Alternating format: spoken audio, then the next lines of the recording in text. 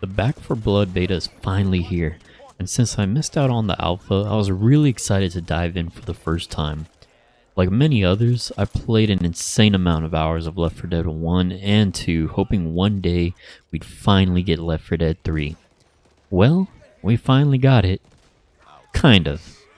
Look, I know Turtle Rock Studios has said that this game is not Left 4 Dead 3, but come on. The game focuses on 4 cleaners, aka survivors, to travel from point A to get to point B while fighting the Ridden, aka infected. The setting, the gameplay, the Ridden are all things taken directly from Left 4 Dead. Hell, even when you go to purchase the game, it's described as such. Back 4 Blood is a thrilling cooperative first-person shooter from the creators of the critically acclaimed Left 4 Dead franchise. Everywhere you look, the game is advertised as from the creators of Left 4 Dead. This game is Left 4 Dead 3 in almost every way except by name, and unfortunately, this game does not live up to the name. I understand that this is a beta and things can be changed or polished up in the final product, but we are 2 months away from release, so the game is practically a finished product at this point. So, I personally had the chance to experience the early access beta on both the Xbox Series S and on PC. And let me tell you right away, the PC experience is much better. Let me start off with what I liked first. The first thing I noticed when I booted up the game was the graphics. The visuals are great, especially on PC. For reference, I have a Ryzen 5 2600 and RTX 2060 in my PC. And for those who are not well versed in the PC world, it's a pretty decent mid-range build. I personally prefer frame rate over resolution, so I was playing in 1080p 144Hz on high settings, and the performance was pretty solid with just a few occasional frame drops here and there. However, the Xbox Series S is no slouch either. I'm not sure what the exact resolution is, but it's at least 1080p, maybe even higher. I'm sure there'll be a Digital Foundry video in the future breaking down the performance, but from my experience, the Xbox Series S version ran at a solid 60 frames per second with occasional frame drops just like the PC version.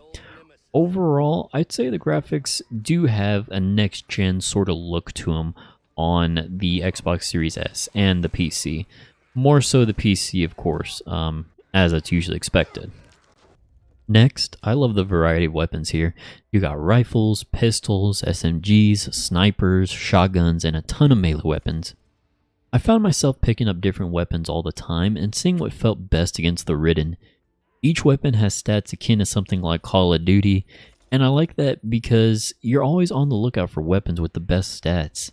In Left 4 Dead, you just pick up your favorite weapon and stick with it for the whole campaign. What I also like is the inclusion of attachments. You can pick them up or buy them with copper, which is the in-game currency. The attachments are similar to what you'd find in COD or Apex Legends. You got the usual suspects like scopes, extended mag stocks, and so on.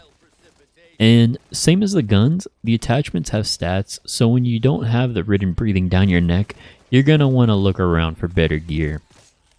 Now, I do have to point out a couple issues with how attachments work and the ammo system. So first off, when you have a gun with a few attachments on it, but find a better gun, you'd think those attachments just swap over to the new gun, right? Wrong. For some reason, attachments don't swap over, and I just don't understand why. I praise the game for having a nice variety of weapons, but it seems like the game doesn't want you to pick up new weapons. You can't even take off attachments either. So let's say you're using an Uzi and you pick up a scope, but realize you like the Uzi better without it. Well, you're kind of screwed. You either need to find a new scope or a new gun altogether. Why Turtle Rock didn't just have something similar to Apex's attachment system is mind-boggling to me. Second, ammo is now split into categories rather than one large ammo pile. Why is that an issue? Well, let's say everyone on your team uses assault rifles. You're gonna run out of ammo quick, especially on the harder difficulties. And that's just not fun. This isn't a survival horror game like Resident Evil 2 Remake where every bullet counts. This is Back 4 Blood, a game where we should be mowing down hordes of zombies and not really having to look at our ammo count. You could say to me, well, you need to coordinate with your team and use different weapons to conserve ammo. Now, the problem with that is one, unless you're playing with friends, the AI and randoms aren't going to give a crap about what gun you're using. And 2, why should we be forced to use different guns just so we don't run out of ammo? Maybe my teammates like using ARs, and I want to use an AR too because I find a really good scar on the ground. We should be able to play the way we want, so ammo shouldn't have to be split into categories. In the grand scheme of things, these are just minor issues. Let me move on to some of the more underlying issues within the game that need to be addressed. Remember when I said the PC version is much better than the console version? Not only is that due to the better visuals and performance, which, to be fair, is expected, but there's a huge issue I have not seen enough people talk about: the aiming.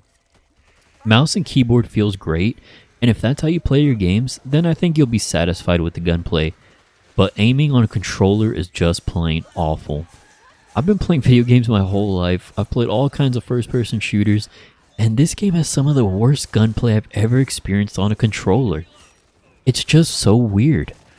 By default, when you aim down sights, you lock on to zombies and the aim assist is so strong, it feels so weird, I just can't really describe it.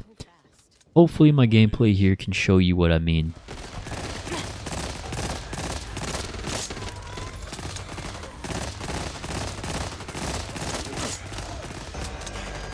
It feels like you're never really in control of what you're aiming at. The game is just doing all the work for you, and that's not really fun. You can turn off the lock-on option and turn down the strength of the aim assist, but then everything feels so sluggish. I try to compensate that by turning up the sensitivity, but I could never truly find that perfect balance. If you found good controller settings, please let me know in the comments because in this day and age of gaming, this is just unacceptable. On top of that, there's no FOV slider on console, so not only is the aiming bad enough already, but you're playing on such a cramped screen and it feels so awkward. I think the default FOV is 90, and when I was playing on PC, I turned it up to 110 and it felt so much better.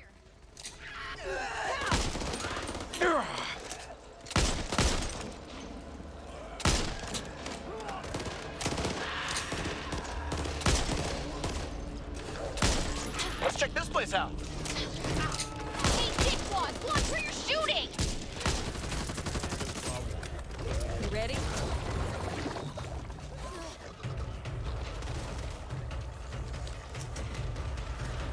Not my time.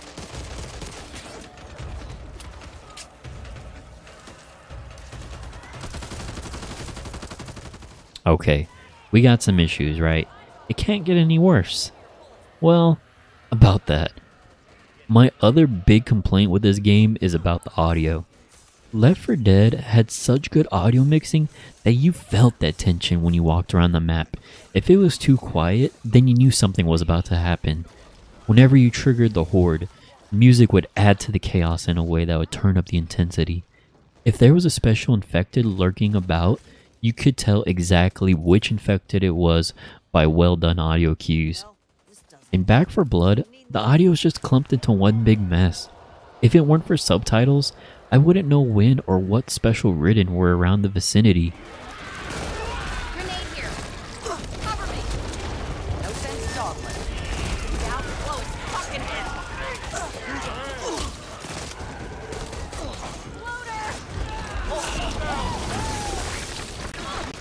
Fucking kidding me! Nothing compares to the screeching hunter in Left 4 Dead. Reloading! Francis!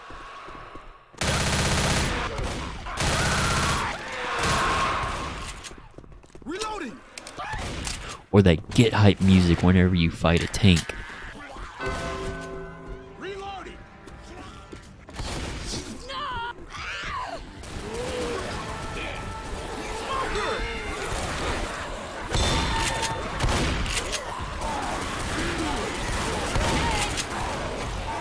It all just feels lackluster and empty. Other things that I'm not a fan of are the characters. This isn't that big of an issue, but I'd like to see some more depth here. None of the characters really stood out to me. They all have their own special abilities, which feel like they didn't really matter. Maybe except for Mom, who has the ability to instantly revive one teammate once per level. The card system in the game is really interesting on paper, but I found it to be more of an afterthought, if anything. There are some cards in the game that have a big impact, such as turning your useless melee into a one-hit knife kill, or being able to see copper through walls. But most of the cards are just small buffs, like being able to have extra health or ammo. Again, it's an interesting concept on paper, but I felt like most of the cards were useless and didn't add much to the gameplay. The AI in the game is terrible. And sure, Left 4 Dead didn't have the best AI either, but they were fine if you were playing solo.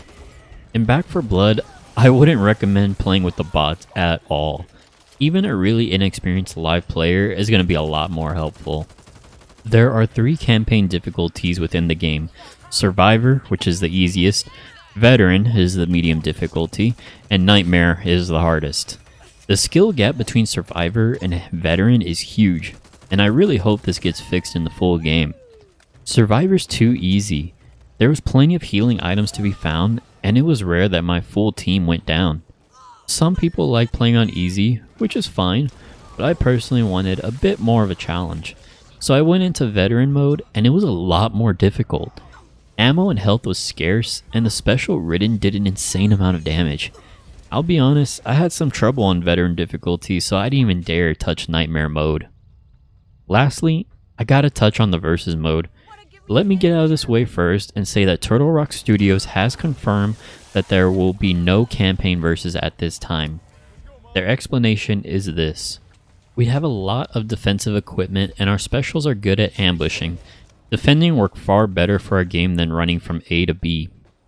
Now, I can understand why they said that, but why not just have 2 separate versus modes? They can keep what they have now and call it Survival Versus, and then give us Campaign Versus as its own game mode. Campaign Versus is what kept Left 4 Dead alive all this time, and people still play it to this day. You know that Left 4 Dead footage I showed a few minutes ago? Yeah, that was recorded yesterday. With that being said, I tried Back 4 Blood's Versus mode, and I personally wasn't a fan. It's a 4v4 game mode with one team playing as the cleaners and the other team playing as the ridden. To win the game, you take turns playing each side, and your objective is to stay alive as long as possible as the cleaners. The versus maps are really small and cramped, and there's this weird battle royale kind of ring that shrinks in size and does damage to the cleaners as time goes on. Before the match starts, each person selects their character and their deck, and the cleaners have an absurd amount of scavenging time to prepare, while the ridden has time to check Discord and Reddit.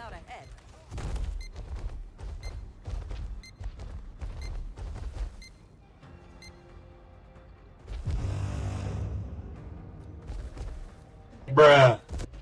Playing as the cleaners was fine, but playing as the ridden felt like a chore. They all felt pretty generic and uninspired. You got the exploder that explodes, the tall boy who's just a tall zombie boy with a big arm, the hawker who hawks. Honestly, I don't know what half of the ridden do, and I just don't care. I know that sounds harsh, but versus mode just feels half-baked right now. Remember, these are just my personal opinions, and if you're having fun with the game, that's okay. For me, I just don't think this game is worth the $60 price tag. Now, the big game changer here is Game Pass. I think this is the type of game where you and your friends are bored on a weekend and someone says, "Hey, Back 4 Blood is on Game Pass, wanna try it?" You guys will probably have fun for a few hours, maybe a couple days, but then probably move on to the next big thing. I think if you really want to try the final product, then Game Pass is the way to go. I wouldn't pay to pre-order because, well, look how Cyberpunk turned out. Those are all of my thoughts, but I'd love to hear yours. What'd you think of the Back 4 Blood beta? Are you planning on playing the full game through Game Pass? Let me know in the comments how you're feeling about the beta, and also I'd appreciate your feedback on how I could improve on my videos. That's it from me. Thanks for watching. Appreciate you. See you in the next one.